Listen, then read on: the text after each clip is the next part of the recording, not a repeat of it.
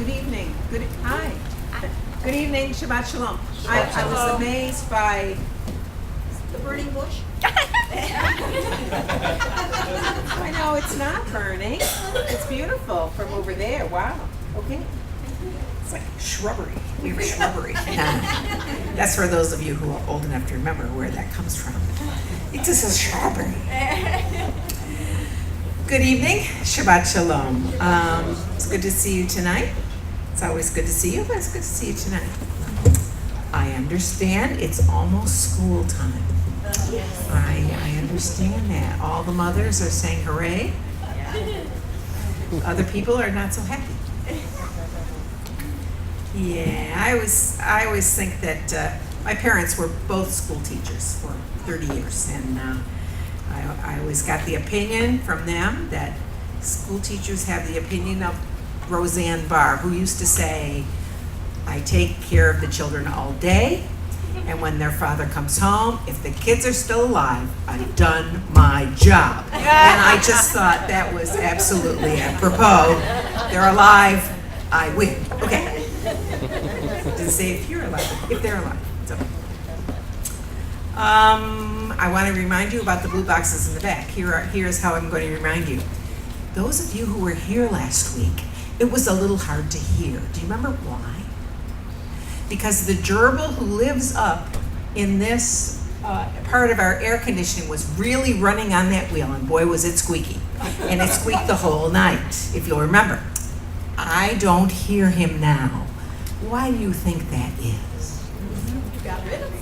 Because we had a very nice gentleman. Was it one gentleman or more, a team? 2 gentlemen came and worked for many hours to get rid of the gerbil in that air conditioning unit so that we can all hear very well. That means it cost shekels or dollars or whatever he took as far as payment goes. So that means, of course, that just like at your house, our house needs upkeep, and that was an upkeep thing that was very important, and you're thanking me this week. So if those blue boxes remind you that you need to contribute, I wish you would hear that urging. I was handed a note. This is hot off the presses. Hot. Okay. Please announce game night tomorrow night. I'm gathering that Saturday the 20th at 7 p.m. Bring your own snacks and favorite game. Thanks, Betty. So that means if you have any questions about this, right over there, or just talk about it amongst yourselves and see what you guys can figure out. But that's tomorrow night, game night. It could be your last hurrah before school starts. Pretty sad hurrah if that's it, okay. I'm also supposed to remind you that the first meeting of the seminary classes was technically this week.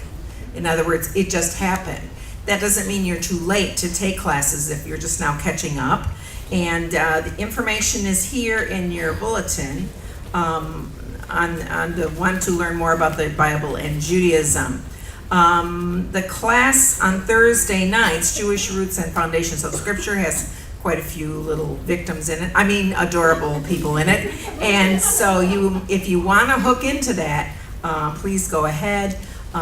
Also, my husband probably doesn't want me to announce this, but I am anyway, that he said that if you've taken it before, like 10, 15, 20 years ago, that you could sit in for free and get a review. So that's another opportunity, and it would start at 7:30 p.m. on Thursday evenings. If you want to take any of these other classes, the Torah class, the Acts and the Early Messianic Jewish Community, you should call that number there to sign up, because it really should sign up during this next week. The council meets a week from tomorrow, so we're looking forward to that.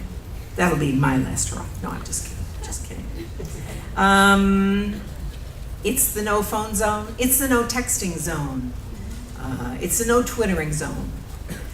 So please be aware and take this opportunity to turn off your phone or risk the derision and the hateful looks of people next to you.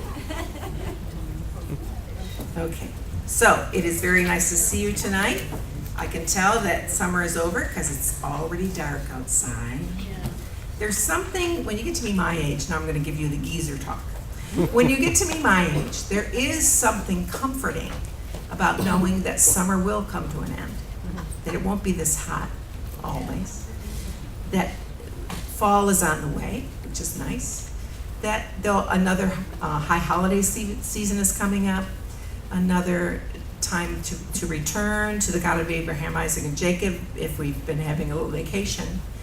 And the coming and going of seasons, to me, is a continual confirmation that God's in his heaven. And no matter how things seem out of control here, that God has his things all under control. And it's a wonderful, wonderful thing to remember when times go up and down, that we can depend on the God who promised the seasons to extend forever. Thank you for coming.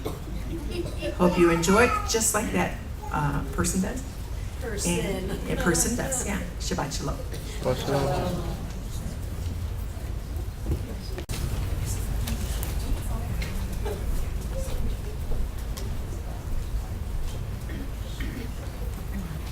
As we begin our services this evening, please join us for Mizmor Le'Yom HaShabbat, Psalm for the Sabbath day. Of the Shabbat Psalms this time, we'll be doing Psalm 95, but we will be stopping at verse 7. So as you turn there, it's page 494. We will do that in unison. That means together. As we reflect on the great and awesome God whom we have the opportunity to worship, in whose presence we find ourselves, and who reaches out to us in love, inviting us to come to him. Page 494, Psalm 95, the first 7 verses together, please. Oh, come, Let us sing to the Lord. Give a joyous shout in honor of the rock of our salvation. Come before him with thankful hearts. Let us sing him songs of praise. For the Lord is a great God, the great King of all gods. He controls the formation of the depths of the earth, and the mightiest mountains, all are his. He made the sea and formed the land. They too are his. Come, kneel before the Lord our Maker, for he is our God. We are his sheep, and he is our shepherd. Oh, that you would hear him calling you today, and come to him. As we kindle the Shabbat lights this evening, we are reminded that Shabbat is the guarantee of God's commitment to us, his compassion for us, and his connection with us.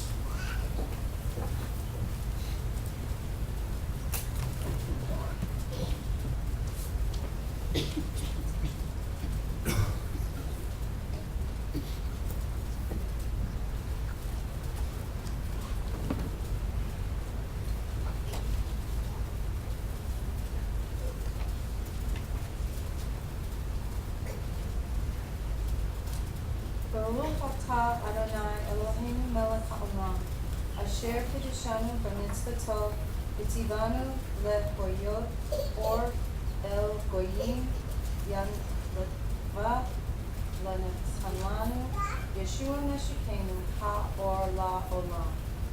Blessed are you, O Lord our God, ruler of the universe, who has sanctified us by your commandments, and commanded us to light for the nations, and has given us Yeshua our Messiah, the light of the world. Shabbat shalom.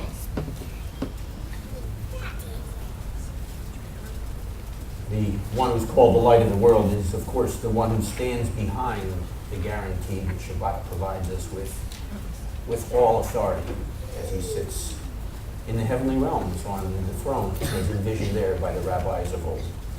We join that throne room scene. We respond to him as Richard leads, and we join with Elohim Asher, pages 40 and 41.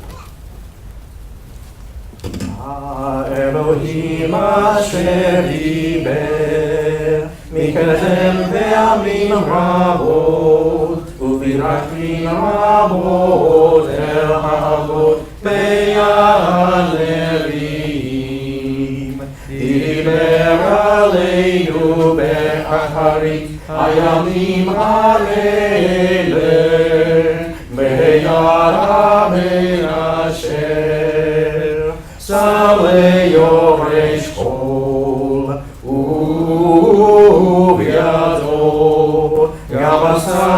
העולמים, וזוהר כבודו, בצלם עצמותו, ונושא כל בדברו, רב הגבורה, ולאחר שעשה טיהור חטאים, ישב לימין הגדולה.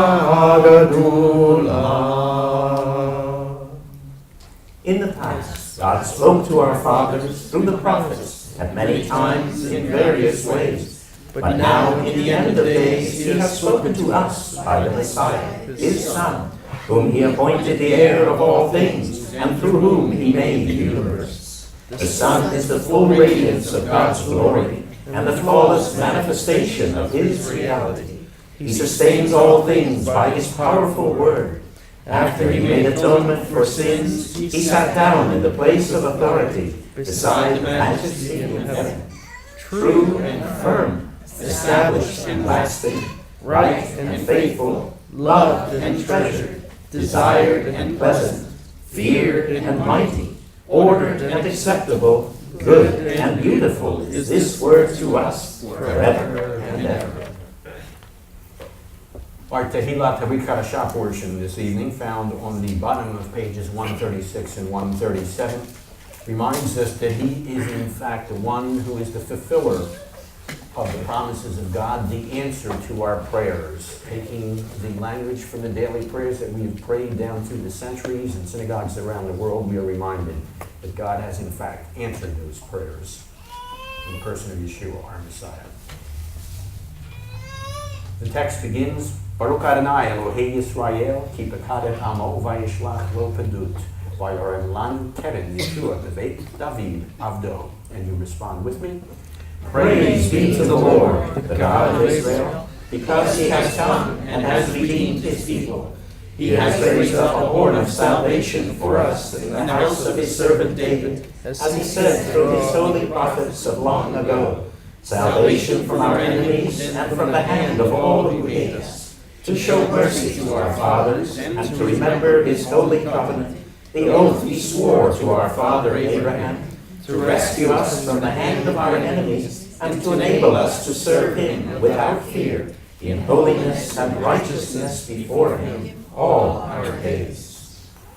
There's a reason God has reached out to us, not only because of His love for us, but it is to enable us to respond to Him, as the text indicated, to serve Him without fear, in holiness and righteousness before Him all our days. And in fact, as a result of that, we respond and ask that our service, our response, be acceptable and pleasing to Him. Those are the paragraphs of the Amidah that we will use as our response at this point, paragraphs 5 through 7, pages 74 to 81, as we rise and face Jerusalem, the direction of the ark, and allow these words to shape our response to our God.